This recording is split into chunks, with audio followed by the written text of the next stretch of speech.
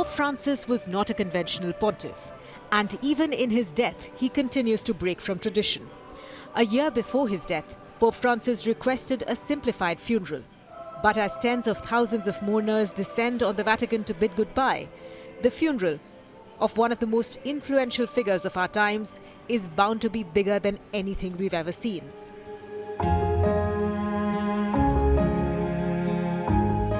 The funeral plans are dictated by the funeral rites of the Roman Pontiff and a 20-page document called the Universi Dominici Gregis, or the Shepherd of the Lord's Whole Flock.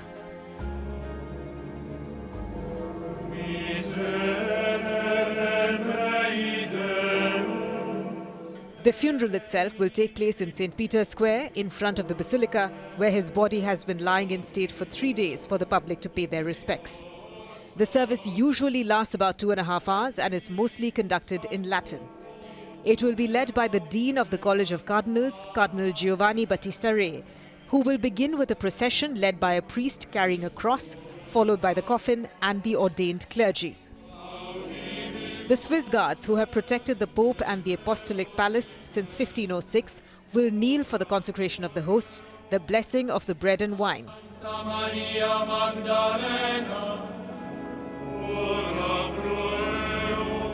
A homily or sermon will be delivered that will refer to the life of the Pope.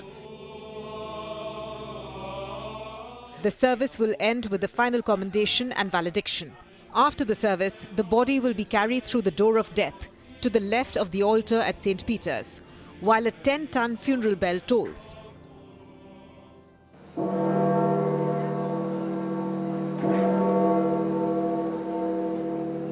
The congregation will chant lines from Psalm 117, which is "Open to me the gates of justice," and Psalm 41, "In the splendid company of the saints, I will go to the house of God."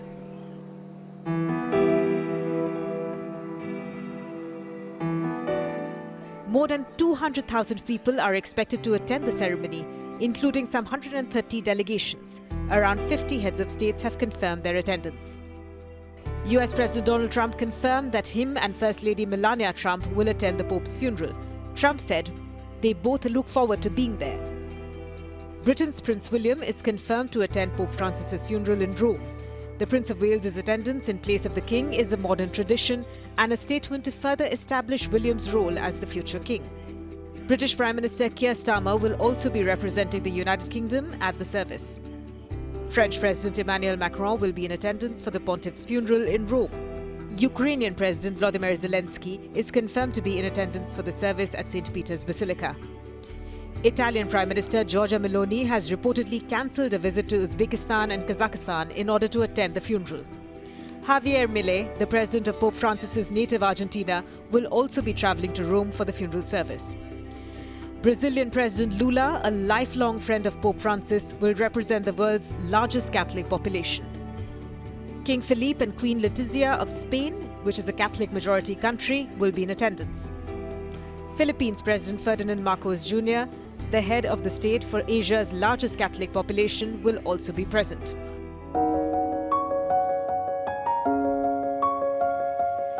Following the funeral, Pope Francis's coffin will be taken to the Basilica of St. Mary Major, which is about 4 kilometers away from St. Peter's Basilica in Rome. Pope Francis will be taken in a procession through Rome that will be taken at a walking pace in order to allow people to bid farewell to the Pope on his final journey. The Vatican said this is because the disadvantaged had a special place in the heart of Pope Francis.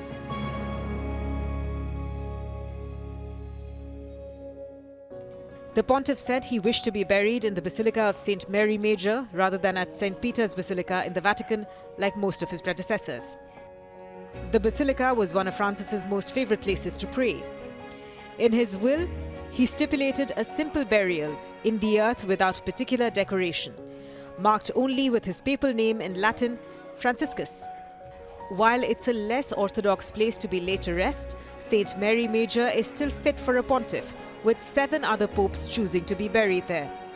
The basilica was founded in 432, a year after the Council of Ephesus declared Mary to be the Mother of God.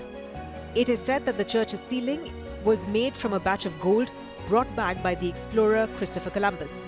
The burial will be a private ceremony, but people will be able to visit his burial place from Sunday morning.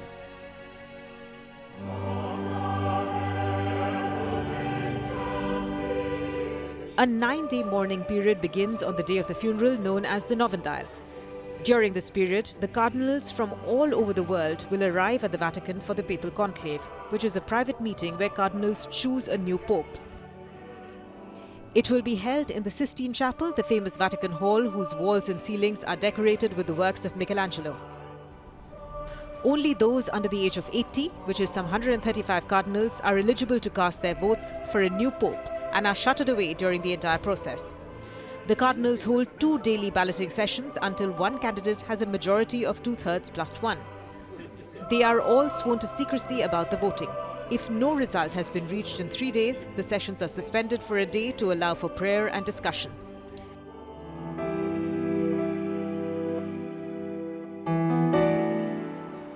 So how do we know when a new pope has been chosen? It all comes down to smoke.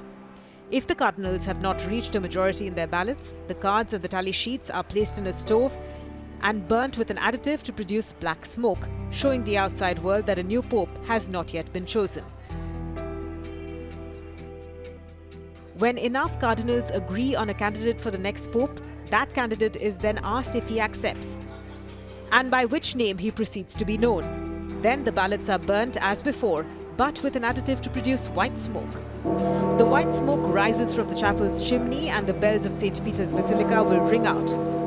Watching for smoke arising from the top of the Sistine Chapel is something of a tradition, with thousands thronging St. Peter's Square for the spectacle.